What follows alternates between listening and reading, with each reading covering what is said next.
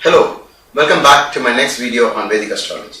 In the previous video I've requested my viewers to ask simple questions, and here I am doing the first one.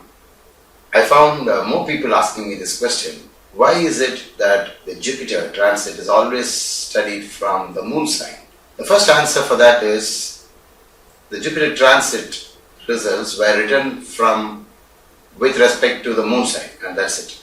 So whatever text you find written for the moon sign, you'll have to only use the moon sign. So you can't take this knowledge and then superimpose it on, let's say, from Lagna or from the moon or from the sun, etc., and then try to imagine that it should be the same result. Astrology is in one way something like statistics, and astrology developed over years of accumulation of knowledge based on certain parameters, and all the greats and the great seers of astrology have been studying with respect to the moon sign, because the moon seems to be a very dominant graha in the horoscope, because that rules the mind. Does that mean that you can't use the transit with regard to the ascendant or lagna? The answer is yes, you can use it, but don't take the text from those books that are dealing with transit results with regard to the moon and then try to just use it as though it is also the ascendant. For the ascendant, the approach is different. So that's what I'm trying to tell in this video.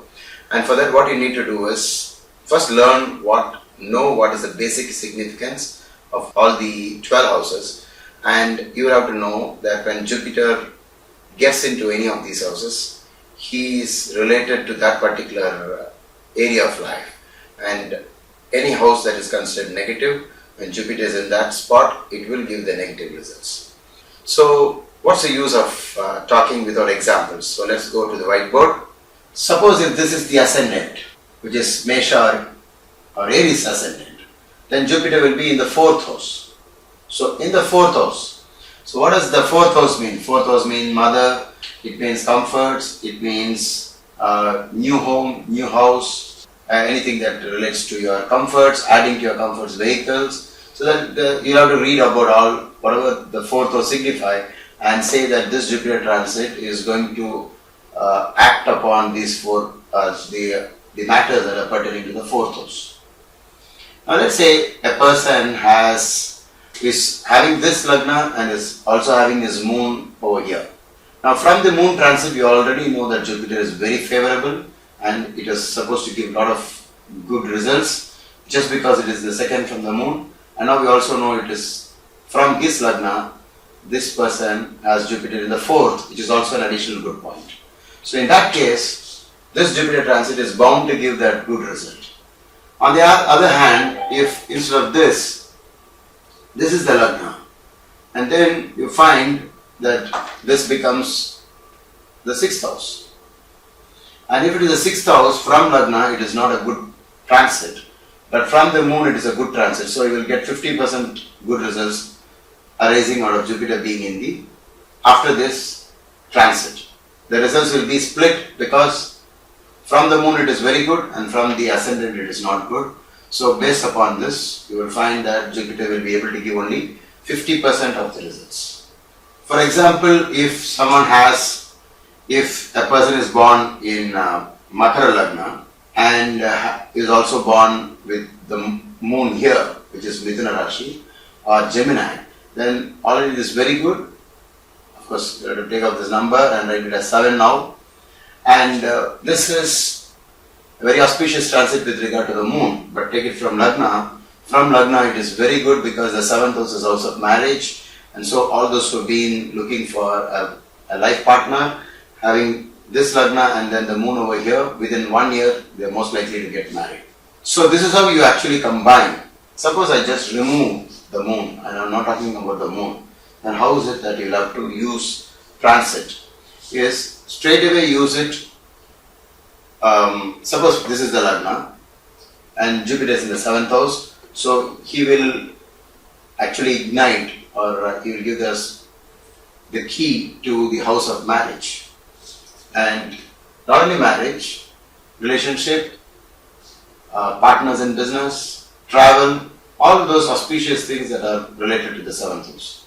Now, normally people, whenever they study a transit, they also look at which are the houses it will look from here. So Jupiter looks at the 11th house from this Lagna, which is a very auspicious thing, the 9th house aspect, and the 3rd house is actually a very negative house because it adds to stress and all that. So in this case, Jupiter will be looked upon as Jupiter is suppressing the negative effects of the 3rd house. So therefore this 7th house results will be very good.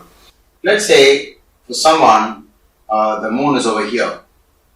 So this Jupiter transit is bad because Jupiter has entered the 3rd house, but the person's ascendant is Simha or Leo. So this happens to be the 12th house from Lagna. So Jupiter will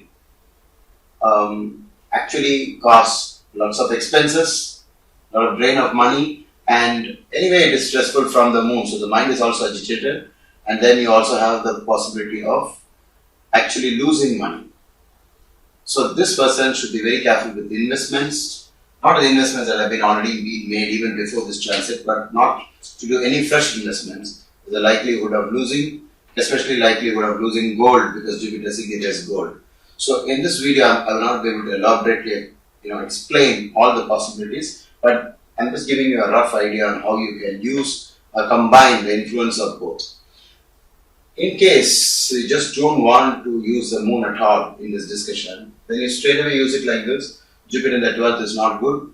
So Jupiter is not good in the 12th, in the 3rd, in the 6th, in the 8th, and in the 12th. So it's good in all these houses. For example, 9th house, let's do a 9th house. If somebody is having his or her ascendant over here, Lagna or Vrishika, then Jupiter coming here is very good because Jupiter is now in the 9th house. It's a big protection. Even, for example, the person might want to go abroad and then he'll get a very good chance of going abroad. Studies, always the 9th house is related to guru or teachers or being taught, the blessings of the teachers. So anything to do with college education, it is just one house behind the 10th house. 10th house is a profession. So the last but one education, Jupiter will favor if Jupiter is in the 9th house from the Lagna.